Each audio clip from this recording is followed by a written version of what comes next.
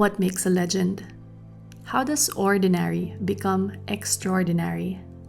How can I be legendary? Welcome to Legends Only. Maria Leonor Gerona Robredo was born on April 23, 1965. She's the 14th Vice President of the Philippines. She spent a decade as a lawyer working at the grassroots until the untimely passing of her husband, Interior Secretary Jesse Robredo. She won a seat in Congress in 2013, then was called upon to run for the vice presidency in 2016. She is a dedicated mother to her three daughters, Aika, Trisha, and Jillian. How did Leni Robredo become Leni Robredo? Let's find out here on Legends Only. What an honor! Welcome to Paano Ba To? Vice President Leni Robredo. Thank you, Bianca. Thank you for having me. Thank you for your time and welcome to Legends Only. Wow. Ma'am, I want to get to know you a little bit more. We want to share with people your story of how you became you. So I guess I'd like to start off with what were you like as a student and as a young girl growing up in Naga? I was very, very shy. I was pretty much good in school.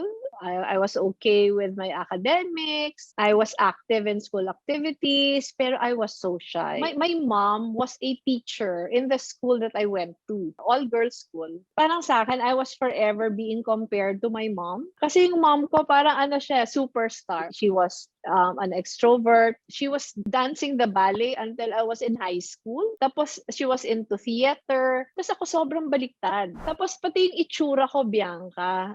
Yung mom ko, maputi, always smiling. Tapos ako, mukha ko yung dad ko. Tapos, maitim ako. Alam mo, people can be mean, diba? Yung reference sa'yo, ikaw yung ugly duckling. Tapos, pag nakikita ka, sasabihin sa'yo, ay, bakit hindi ka nagmana sa nanay mo? So, I think that contributed to my being an introvert. Pero my younger sister naman, who was 2 years younger than I am, mas mana sa nanay ko. Pareho kami theater arts club. Yung sister ko, bida, siya yung lead role. Tapos ako yung sa lights, ako yung sa curtain. That was me when I was in school. Pero academic contests kasama ko. I mean, I was representing our school. Yung mga contests na where you will be required to face an audience, wala ako doon. Yung sister ko yon. I was more like my dad. My dad was a practicing lawyer who became a judge. Medyo mahiyain din, kept to himself. Pero I think I learned compassion from him. Siya yung umuuwi na may mga bit-bit na matanda, na bata, na hindi pa kumakain, papakainin sa bahay. Alam mo yon, nakita niya, naawa siya matanda, iuwi niya sa amin, bibigyan ng clean clothes, papakainin. So all my life, I grew up having a dad like that. Halimbawa, pupunta kami yung sa amin sentro, wala sa aming mall eh. So pupunta sa market, nakapark yung sasakyan namin, hinihintay namin yung mom ko buying something, tapos may makikita siya na nanay na sinasaktan yung anak. Ang iba kasi mga bata, yung iiyak sila, hindi binibilhan ng toy, may nakikita kami pinapalong nanay. Pinapatulan yun ng dad ko. So, pupuntahan niya yung nanay, papagalitan niya kasi sinasaktan yung anak. So, sa akin, parang masyadong aware ako ng mga injustices kahit within the home dahil yung dad ko was like that. Wow! So, that's where it comes from. I mean, that public service helping out, that is innate in you. So you said you were shy, but I Yes. found, like, even in my own journey and other stories, that usually we start to develop confidence when we sort of find what we're good at. Was it the same for you, and when was that? Ako, late bloomer. Mm-hmm. Tapos I think, yung pinaka mas ko talaga, mas parang yung crossroads. When I got married to my husband, and then we got married January of the following year, kandidato na siya for mayor of Naga. Napilitan ako to campaign. Napilitan ako, nag-house to house din ako. Pero it was so painful for me. Paminsan sasabihin ng asawa ko, sabay-sabay yung aking speaking engagements. Yung iba ikaw, yung iba ako. Parang the night before, hindi ako makatulog. Kahit sobrang simple lang na, barangay lang naman yung pupuntahan ko. Pero parang may stage fright ako. Slow burn siya masyado. Even when I was the mayor's wife already, I would would support him, I would participate. Pero if I had a chance na hindi ako yung nasa harap, yun yung pipiliin ko. Pero yun, yung when the plane crash happened, parang I had no choice anymore. Wala na akong paldang tataguan. Kasi before, tumatago ako sa likod ng tatay ko. Nung nandiyan yung asawa ko, tumatago ako sa likod niya. Pero all of a sudden, when he died, wala na eh.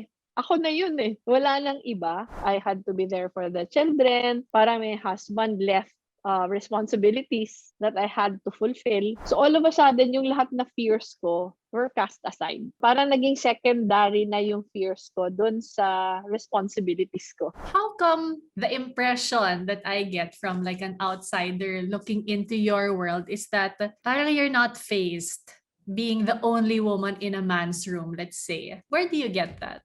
Do you think? Before kasi I was with PAO, yung Public Attorney's Office, and most of my clients were people who were in jail. These were people who did not have the money to pay for their own lawyers. So at that time, when I was with PAO, I spent all my Saturdays inside the jail. So nung nasa PAO na ako, parang nagkaroon ako ng very strong affinity with them. Para sa akin, nawala yung takot na lahat ito lalaki. Nawala yung parang inferiority because of my gender. Nung nasa PAO kasi ako, maraming mga lalaki yung umaasa sa akin eh. Umaasa sa akin because I was the lawyer assigned to defend them. Nung napangasawa ko na yung asawa ko, ganun din, na parang gender was never an issue. He never made me feel inferior just because I was a woman. My life before I became VP was a preparation for what was to come. So ang gustong sabihin, when I became VP already, parang all of a sudden, I was at the receiving end of misogynistic remarks. Parang para sa akin, it was wrong, but at the same time, parang it did not faze me at all.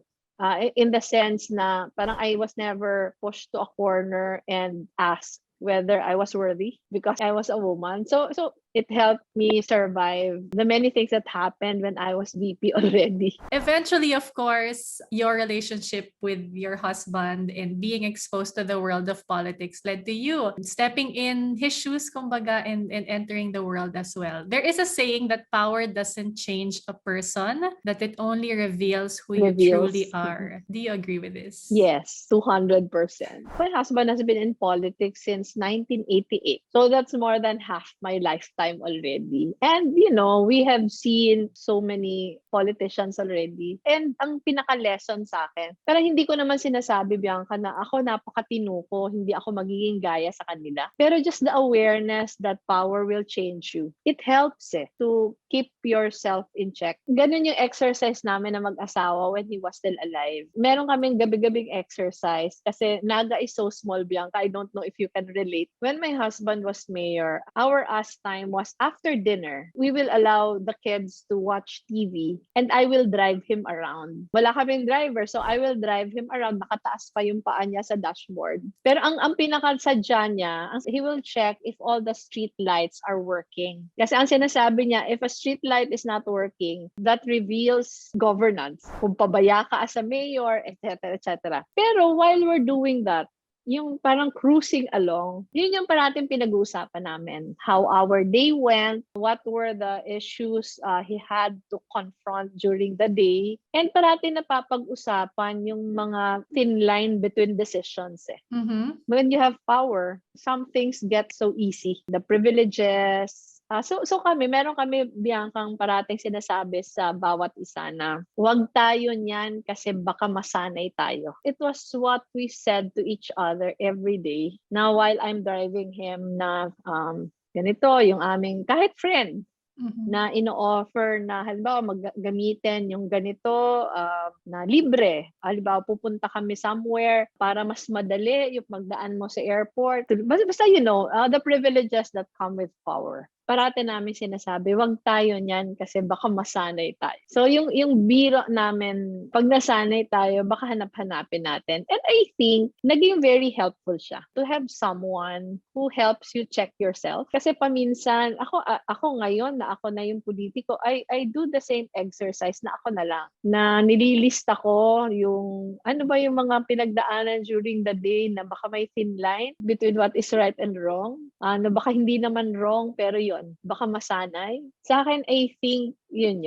Yun yung how to keep ourselves in check if we are given those privileges. And I think pag medyo may weakness kasi yung character natin, mas madali tayong mag-succumb. Parang there is always the danger that you find reasons on why you have to do this. Justifying. Yeah, you try to justify why your decisions why your decisions are such. 'Di ba sa Harry Potter, merong sinasabi na it's your choices. Yung sinabi ni Dumbledore na it's your choices that reveal your character. And I think to a very large extent it's the same. Definitely. It definitely reveals how VP Leni became VP Leni. But of course, we evolve and we grow continuously, right? With every experience.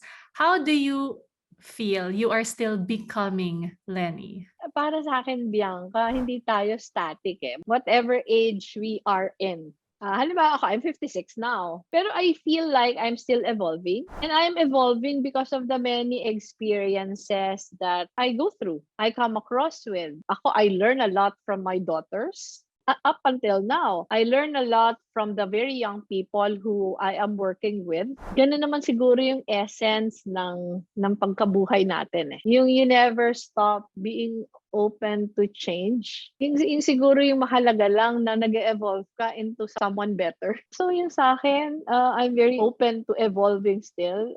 Tingin ko yung Leni Robredo ngayon was slightly different from who I was in the past.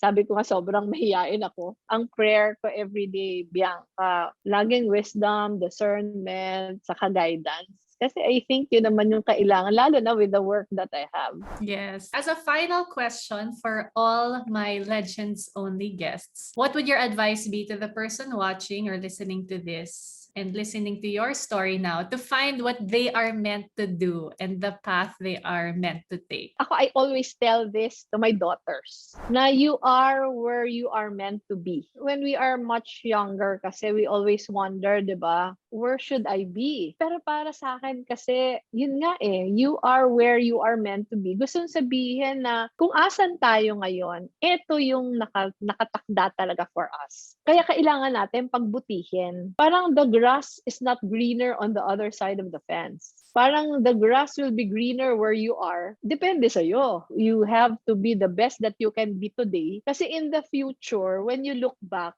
parang all the dots connect eh. Kaya ngayon, sa akin, ang dami kong ibang ginawa. I was with PAW, I taught, I was with a development agency, pero all the dots connected eh. Ang gusto kong sabihin, those dots where I was in the past, that was where I was meant to be at that particular time. So yun siguro yung pinaka-final message ko to the young people listening to us, na because this is where you are really supposed to be, make the most out of it. I love that. Definitely. I heard that recently as well from Tito Boy, quoting Eckhart Tolle. Yun daw yung libro niya na the point being, if you take care of the now, right now, it will lead you to the next. And that's a powerful reminder for all of us actually, na sometimes we think about paano na yung future, where will I be in 5 years, 10 years, but you're right in that we are where we are meant to be, and I'm so happy that I'm meant to be here with you now.